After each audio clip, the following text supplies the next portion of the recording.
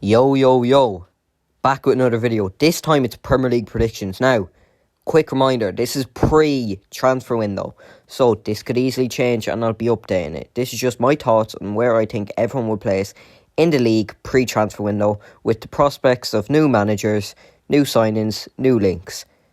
These links may not happen, these signings may not happen, these managers may not come in, who knows? Honestly, let's just get into this.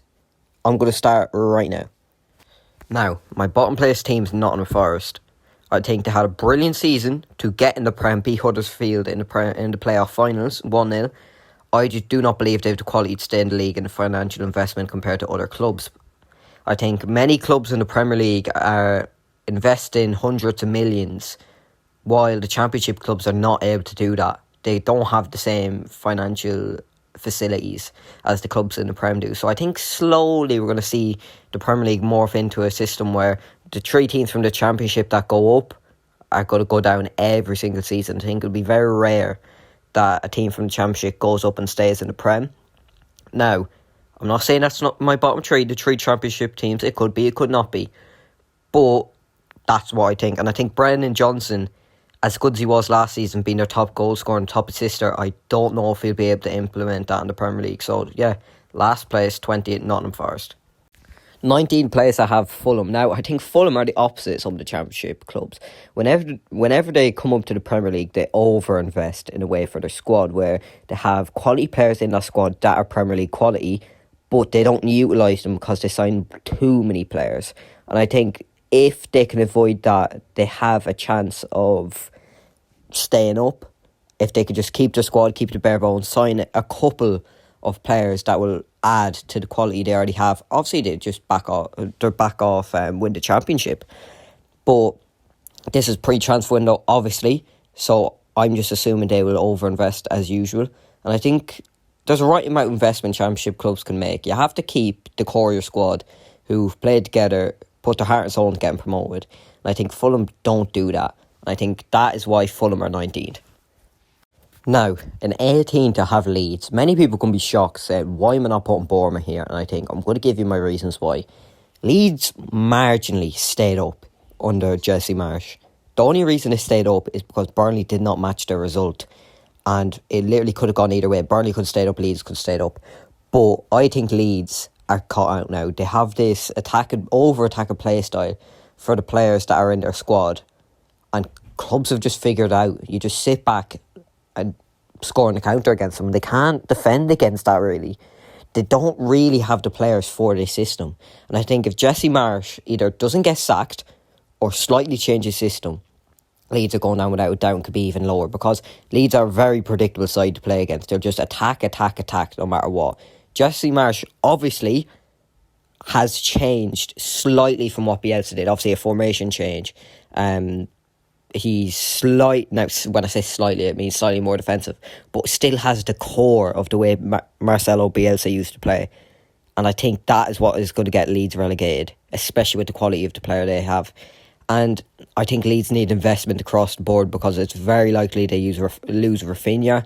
They could maybe lose Calvin Phillips, who's being linked to Tottenham, Manchester United, and honestly maybe Patrick Bamford even may make a move, who knows. And I think that will get Leeds relegated, and I think they need massive investment this time around.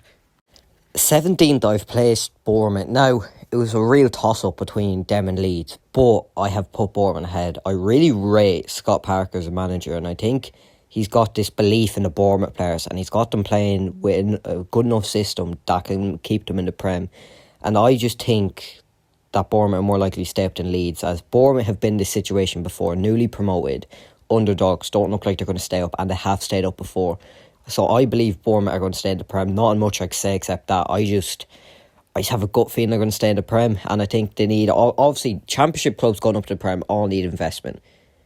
But you can't do Fulham on it and flip around your whole squad. And I think Bournemouth, if they get a couple of core players in, maybe get a new centre-back in, get another midfielder, get a forward, because they do need that. Bournemouth, I think they could even be more comfortable than 17th, but I think 17th is realistic. 16th, I have Everton. Now, my reasoning is, I think the Everton owners will put investment into the club. I think they believe in Frank Lampard. I think if they did not believe in Frank Lampard, he would have been sacked by now.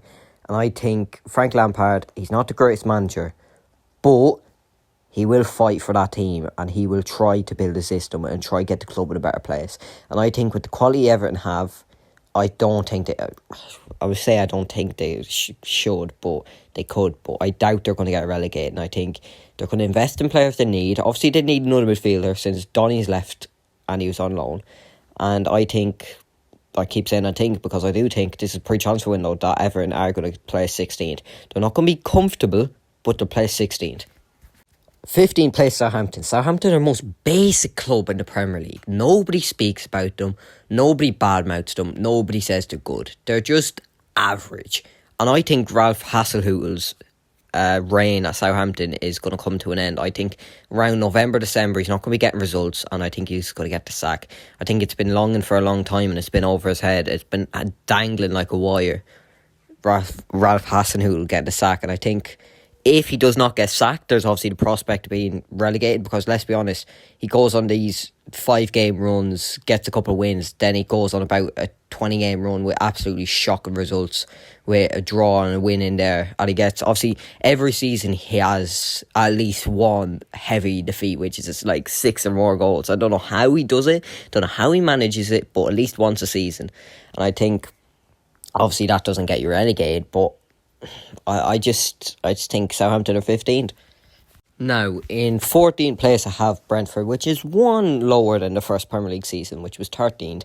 Now, most teams in the Prem face second season syndrome, but I don't believe that to be the case this season with Brentford. I think Brentford are a solid team. I think Thomas Frank has built a system that works in the Prem, and I think the Premier League's getting more and more competitive, where teams can finish anywhere they want, where you don't really see that in other leagues. It's like Aston Villa could push for European football. Do I have them in European place? We'll wait and see. But I think Brentford have the prospect of losing Christian Eriksen, who was instrumental to the second half of the season for them. He was absolutely brilliant. He was running games, he was running the midfield, and he was just orchestrating the midfield. And he was absolutely brilliant for them. And I think if they lose him, it'll be a big blow. But I just see Brentford being, how to put it, not fighting for European places, just being comfortable. 7 minutes in, we're only on 13th place, so this is going to be a long video, so sit tight and relax. But 13th, we have Crystal Palace. Crystal Palace, Patrick Vieira has built a solid team from Roy Hodgson's boring defensive football, which is becoming more and more outdated. Jose Mourinho is obviously a master at that, and he done well with Roma win their first trophy in the last couple of years. Who is also looking likely to go to PSG, but that's for another day. But Crystal Palace, Patrick Vieira's built a system. Edouard, Zaha, Brichiese, if they can sign Conor Gallagher on a permanent deal, which I doubt. I'm trying to think. Centre back, it'll come back to me. They signed the centre back, Guehi, yeah. He's been absolutely instrumental for them in their defence revamp, if you get me. Defensive-wise, they've been good this season. It started off horribly for Vieira, but he's grown into the season. I think 13th is a good place for them. I don't think they have the quality, and I don't think they're going to have the signings to push for European places, but they're going to be comfortable. 12th place I have to give to Wolves. Wolves. They're a solid team, we have to admit, but they're slowly falling more and more down the league table, and I think they're going to fall a little bit more this season again. I think 12th place is a fair place for them. I don't think they're going to be fighting for European places. I think there's too much quality in the league for those European places. I think Wolves are going to be nowhere near that relegation spot. I just think they're finishing 12th. And I think there's not much else to say about Wolves. 12th. Leicester. How the mighty have fallen. I think 11th place is perfectly fair for Leicester. I think Brendan Rodgers has had an absolute mare at Leicester this season. Going from Conference League place, basically, to not even fighting for European football for 90% of the season. And yes, they finished 8th place, but let's be honest, they did not look like they're getting Europa League or Conference League at all this season. And I just think Jamie Vardy ageing, Patson Daka not having the season everyone was expecting, signing from Salzburg. And I think the prospect of losing Yuri Tielemans yet again, and I think Tielemans is a Champions League quality player, and I think that's where he wants to be, even European football, and he doesn't have that with Leicester, so it's the prospect of him leaving, and he's a key player for them. Maybe Wilfred and Ndidi could be snapped up as well. I just think 11 plays for Leicester, keeping Brendan Rodgers might be a mistake, is a fair place for them. We're getting into top 10 now. 10 to Aston Villa. Now, do not get me wrong, these next 3 places could be very interchangeable, and I think Aston Villa are going to have a great season. They're going to be challenging for European football for most of the season, I believe. I think with the signings of Kamara on a free transfer, which I believe United should have snapped up, is a great signing. The holding midfielder, Coutinho, on a permanent deal. He was brilliant for Aston Villa. And Olsen, who I don't really see the point of. It's a weird sign for me. Yeah, he hasn't been great whenever I've watched him for Aston Villa on a permanent deal. Nonetheless, and Aston Villa are going to make more signs. And I think Steven Gerrard, you could tell the vision. You can see the vision he has for this club. You can see the system he's trying to implement, and I applaud him for that. And I think he's going to be a great manager for Liverpool one day. And I think Aston Villa, 10th.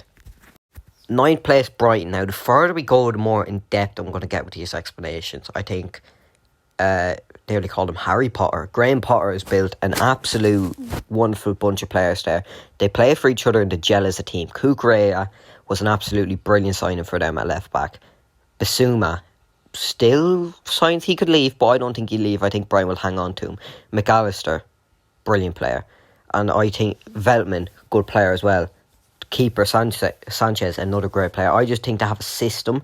They have a squad of players that just gel, and I think Brighton could build on that. They always make 1 or 2 signings each season that just slot right into that team. I can't remember in the last while a Brighton player Graham Potter has not utilised when he signed them. And I think 9th place is fair for them. I think they will obviously be challenging for the European places. I just don't think they're going to get them. I think they're going to miss out. 8th place, I think marginally missing out on European football. And I say marginally. This could easily be interchangeable with 7th place. And I think Eddie Howe, what a job he's done. Yes, he has had investment. But even before that investment, where he had to wait a month before he gets that investment, you could see the system he's building. You could see what he was doing. He's turned Joe Linton into an absolute machine at centre mid. I think Chris Wood, he's not hit the ground fully running, but nonetheless it was a smart signing, so you weaken your other rivals. Bruno Guimaraes, the Brazilian midfielder, he's been instrumental for them as well. Trippier, what a signing. Now, I'll see that cut out, but we'll keep moving.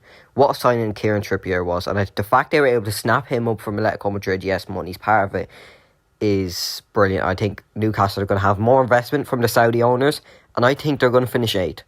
And it's kind of how to put it. If I wanted one oil club to come back, it'd be Newcastle, because they really did deserve it with their owner, Mike Ashley, bleeding them dry and turning the club into an absolute mockery. 8th place, Newcastle. 7th place, I have West Ham. I think David Moyes has built a team on the brink of relegation, surviving by the skin of their teeth to now get in Europa League and Conference League 2 seasons in a row. I think that will stick at it. I think David Moyes will make a couple of signings that will suit his team and improve his team. I think they'll sign Jesse Lingard on a free, and he was instrumental for them when he joined on loan for 6 months. And I think he'll do the same.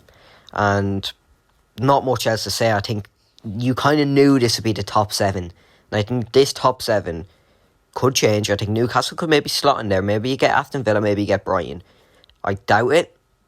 Maybe Newcastle may be the only one that can really get in there in the top 6. But nonetheless, I think this is a worthy top 6. And honestly, let's get into it. I'm going to get in depth with these now. 6th, I have Arsenal. I think Arsenal are going to slightly regress a little bit, but not at their own fault. I think Arsenal are not big investors, but they invest in the right places under Mikel Arteta. Now, Mikel Arteta has got them back where he was when he joined them. So, can he expand upon that? I don't think so. I think the quality ahead of him is too big at the moment. I think it'll take years to catch up to that. Kind of like situation United are in, except they already have a head start with the players they have. And I think 6th place is reasonable for Arsenal. I don't see them getting top 4 at all. I don't see how. But 6th place, Arsenal. Chelsea fans are not going to be too happy with this one. And this is the big shocker I have. 5th place, Chelsea. I think I could be way over my head, but before the transfer window starts, they've still not sorted out their owner situation, which is still they cannot sign players. And that's going to be a big problem for Chelsea. And remember, this is pre-transfer, so if they get their owner situation sorted and they sign a couple of players, the situation changes. That is why it's called pre-summer. This is not finalised, because I can't finalise it without seeing the signs of teams. And I think Chelsea losing 2 of their centre-backs, Rudiger and Christensen, who have been phenomenal this season, is already a big loss. Lukaku whining, moaning like a little baby, and he looks like he's getting shipped back off to Inter Milan, and I feel sorry for those Chelsea fans. And they were hyping it up, they were excited. Honestly, I don't blame them. I thought Lukaku was in the running for the Golden Boot, and I really did, because what he was doing at Inter Milan, but he just hasn't bothered this season. That interview going behind Chelsea fans' backs and saying that, I found that disgusting. And I think the fact that Chelsea are having problems with their owners, players will want to leave because they don't want to be in this sort of environment. And the fact that they may not be able to sign players is a big question mark. So, 5th place, Chelsea. I forgot to mention, what I should say is Chelsea are going to have a restricted budget under Roman Abramovich if he stays and the situation is not sorted, because he's been sanctioned, not able to not purchase anyone at all. Sorry, I should have stated that clearly. That's why in some of my TikToks and that I said sign Usman Dembele, because I believe he'd be able to sign on a free transfer. 4th place is my club, Manchester United. Now, this is not being biased. I try to look at this at the most non-biased standpoint I can. And obviously I'm a United fan, so obviously there's going to be a bit of bias here. But I give you the reasons now. Ten Hag coming in, revolutionising the club, already getting rid of 7 players, with the likes of Cavani, Twanzebe look like he's going out, Boy look like he's going out, Lingard out, Pogba out, Matic out, Mata out. And I think we're getting rid of these players that need to leave. The only one I'm kind of upset about is Matic, and that's because I don't think we can really find a replacement at this moment in time. But it's looking like De Jong may be coming in, Jurrien Timber may be coming in, Darwin Núñez coming in, Christian Eriksen maybe is a prospect signing as well. I think United look like they're on the up under Ten Hag. I don't think they're going to have an astonishing season. All I want to see as a United fan with United is get back to playing attacking football. I think United could easily have a terrible season, and that is understandable because the job ahead for Ten Hag is the hardest out of any manager so far for United, I believe. 4th place is reasonable though, and I believe Ten Hag is going to implement his system quick and effective. 3rd is going to be a big shocker for people, is Tottenham. I just believe that Antonio Conte has a vision with Tottenham and he's implementing it, and we've seen that. They were 10th, I believe, when Nuno Santos got sacked, and he brought them to top 4. I think that is absolutely astonishing, and people are not talking about this enough. The job Conte did was absolutely out of this world. I think he signed Ivan Perisic, who will obviously play wing back for Conte, and I think that is a brilliant signing. Yes, he's 34 years of age. It's on a 2-year deal. Now, I don't see the risk with this. I think he fits Conte's system perfectly. He's played under Conte. I think Conte knows what he's about, and I just think Conte is going to do a brilliant job. And I think,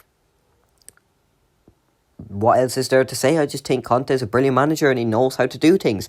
Can Conte win Tottenham their first trophy in their last 20 years? Well, that would be up for us to see. We may see that this season. I don't think we do.